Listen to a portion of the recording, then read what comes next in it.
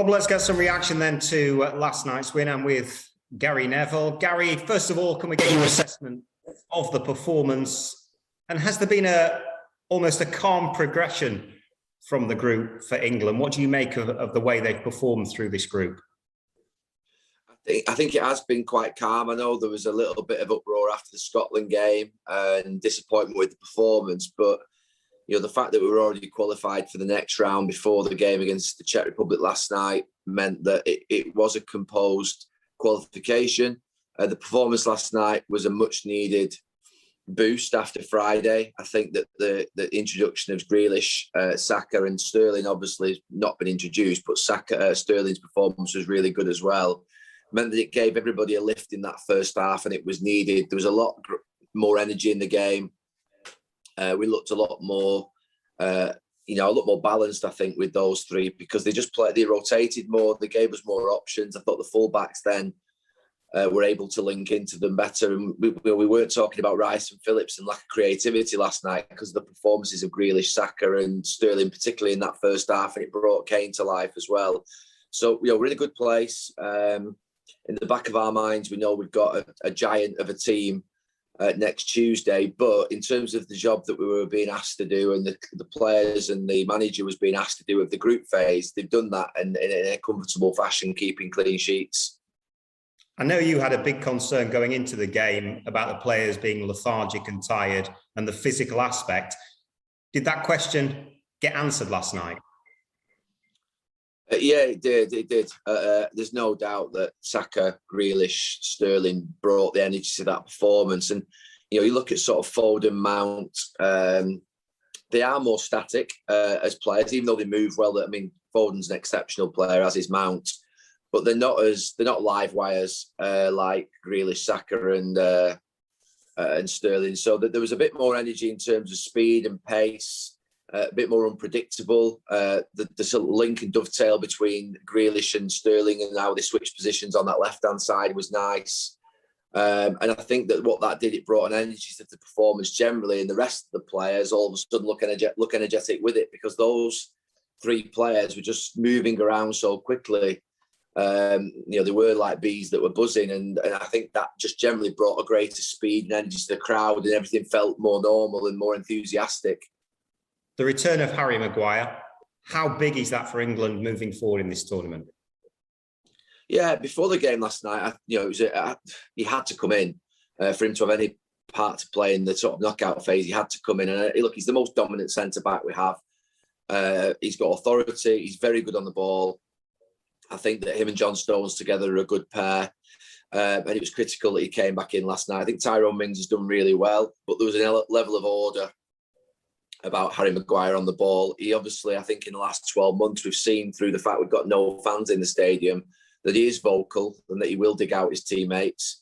I think he is, along with Harry Kane, that the leaders in that sort of on the pitch. I know Jordan Henderson, when he comes on, absolutely is as well, but Jordan doesn't always play at the moment. So those two are the sort of figureheads on the pitch for this England team.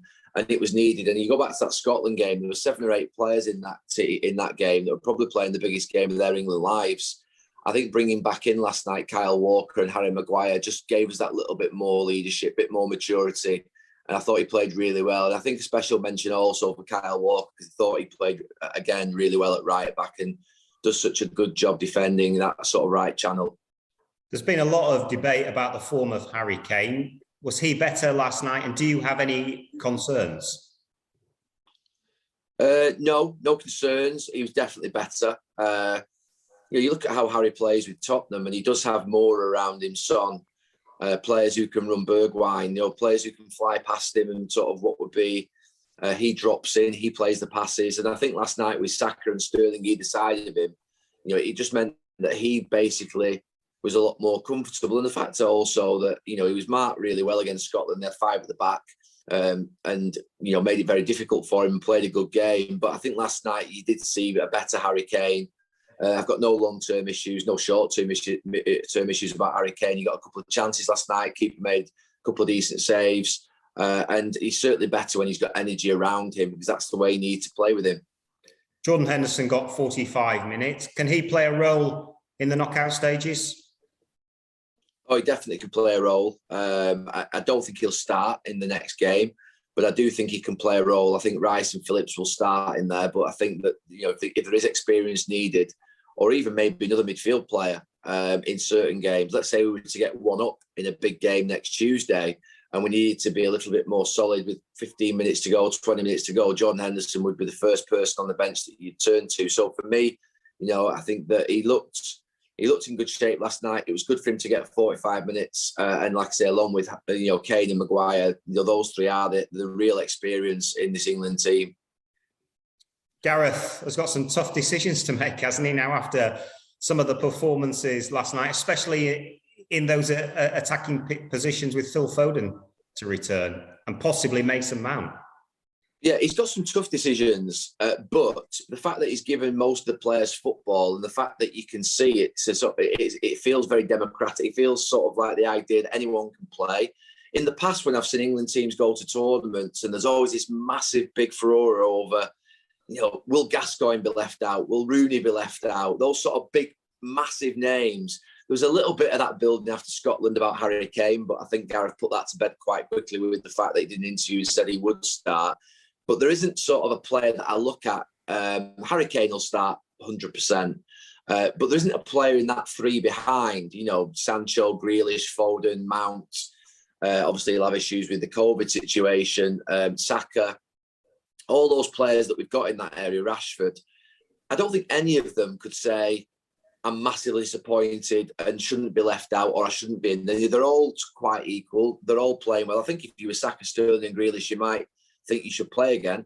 But also Foden hasn't done much wrong either. So for me, I would look at it at this moment in time and say there isn't a standout player other than Harry Kane that you would say in that front part of the pitch would really kick off if they got left out. So I don't think it's as tough a decision as it would have been in the past if you were talking about a major star.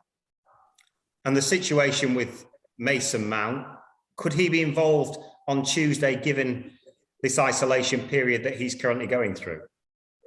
No, I think that the first day that Mason Mount can actually come out of isolation is Tuesday. That means that he wouldn't be able to have any of the team meetings, partake in any of the training sessions. Gareth wouldn't even be able to go and sit in his room and deliver him individual messages.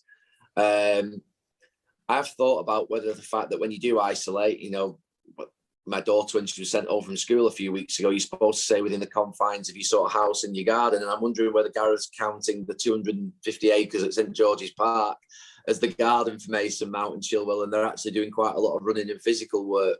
But what's for certain is that they will not be part of any team session. They will not be part of any team meeting.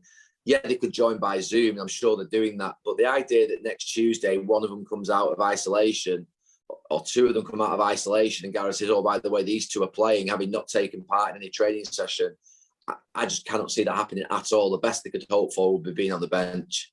And finally, Gary, the significance of Wembley, being at Wembley on Tuesday, and who will be your preferred opponents? Hungary. I don't think that's going to happen.